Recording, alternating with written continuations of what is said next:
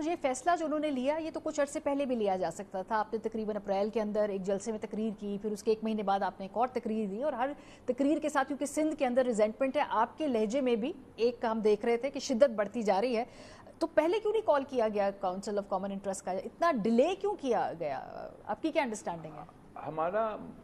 تو جہاں تک پاکستان پیپلز پارٹی کی پوزیشن رہا ہے اس ایشو پہ, اوبیسلی ہم چاہتے ہیں کہ پاکستان میں معاشی ترقی ہو, اور ہر لحاظ سے حکومت سے نہ صرف تعاون کرنے کے لیے تیار ہے مگر اپنا کردار ادا کرنے کے لیے تیار ہے, اپنا اس معاشی ترقی میں اپنا حصہ ڈالنے کے لیے. جہاں تک کنالز کی مسئلہ ہے, نیا کنالز بنانے کے منصوبے ہیں, اس کے بارے میں پاکستان پیپلز پارٹی پہلے دن سے ہی ہمارا پورا کلیئرٹی تھا, اور جو نظام کے تحت ہمارے انسٹیٹیوشنل میکنزمز تھے اپنے اعتراضات کو پہنچانے کے لیے وہ استعمال کیے. مثلاً صوبائی حکومت کا جو انٹریکشنز ہوئے وفاقی حکومت اس ٹاپک پہ, نیا کنالز پہ, وہاں انہوں نے اپنے اعتراضات شیئر کیے. جو فورمز ہے جیسے کہ ایکنک کے دوسرے جو فورمز جس میں سندھ حکومت موجود ہے وہاں بھی اعتراضات پہنچائے تھے. اور جہاں تک ہم پیپلز پارٹی کے اعتراضات میرا لیول سے کب اٹھنے شروع ہو گئے تھے, وہ تو 26 امینڈمنٹ کے فوری بعد جب ایک کوشش کیا گیا تھا اس کے درمیان کہ اس ایشو کو ایکنک سے اپروو کیا جائے, تو میں نے اپنا پہلے پبلک بیان دیا تھا نیگیٹیولی کہ یہ نہیں ہونا چاہیے, اور میں شکر گزار ہوں اسحاق ڈار صاحب کا کہ اس نے پھر وہ ایکنک کی اپروول اس اسکیم کے حوالے سے نہیں دلوایا تھا. اور 27 دسمبر پھر اپریل 4 کے بعد ہمارا احتجاج بھی شروع ہوا, اور یہ چلتا رہا. درمیان میں اس لیے کہ ہمارا جو ریکویسٹ تھا CCI کا وہ مانا نہیں گیا, اور ہم unfortunately we were unable to build that consensus. یہاں بھی صوبہ سندھ میں بھی ایک اپنا سیاسی ڈائنامکس ہے, اور ایک طرف سے اچھا انداز سے سول سوسائٹی نے, لائرز نے, ہر معاشرے کے ہر طبقے نے اپنے حقوق کے لیے جدوجہد کیے پرامن انداز سے, اور یہ ایک بہت خوبصورت چیز ہے جمہوریت میں کہ آپ جمہوری انداز میں اپنے حق کے لیے جدوجہد کرے. مگر ساتھ ساتھ کچھ ایسے فورسز تو ضرور ہیں جو کہ جن کا نیگیٹو ایجنڈا ہے, اور وہ وفاق میں دوریاں پیدا کرنا چاہتے ہیں, اور وہ اس انداز سے یہ فورسز کا ذکر آپ نے کل کے انٹرویو میں کر رہے تھے, وہ کون سی فورسز ہیں جو یہ نیگیٹو کردار ادا کرنا چاہ رہی تھی؟ وہ تو آپ جانتے ہوں گے کہ پورے پاکستان میں سارے صوبے میں مختلف چیلنجز ہے. تو جیسے بلوچستان میں کچھ I'm not trying to as in positive لوگ بھی تھوڑا سا قوم پرستانہ سیاست کرتے ہیں, میں ان پہ تنقید تو نہیں کرنا چاہوں گا, لیکن کچھ قوتیں ہیں جو دہشت گردی کے طور پہ علیحدگی sort of separatist پالیٹکس کرتے ہیں, اس پہ تو ہم سختی سے مذمت کرتے ہیں. اور کچھ ان کے سیاسی ساتھی ہیں جو چاہے وہ بلوچستان کا کانٹیکسٹ ہو یا انفارچونیٹلی سندھ کا کانٹیکسٹ ہو, کہ وہ ایک انتہا پسند سیاست کرتے ہیں, اور ان کا مقصد یہ ہے کہ وہ نفرتیں پھیلائیں, وہ بد امنی ہو. اس چیلنج کو ہمیشہ سے پاکستان پیپلز پارٹی ایک وفاق پرست پارٹی کے صورت میں ہم ان کا مقابلہ کرتے آ رہے ہیں, اور ہر الیکشن میں ان کو شکست دلواتے آ رہے ہیں. اس پہ ہم تو اس لحاظ سے کانفیڈنٹ ہیں, مگر ساتھ ساتھ ان کا رول تھوڑا سا ایسے ہو سکتا ہے جو ایک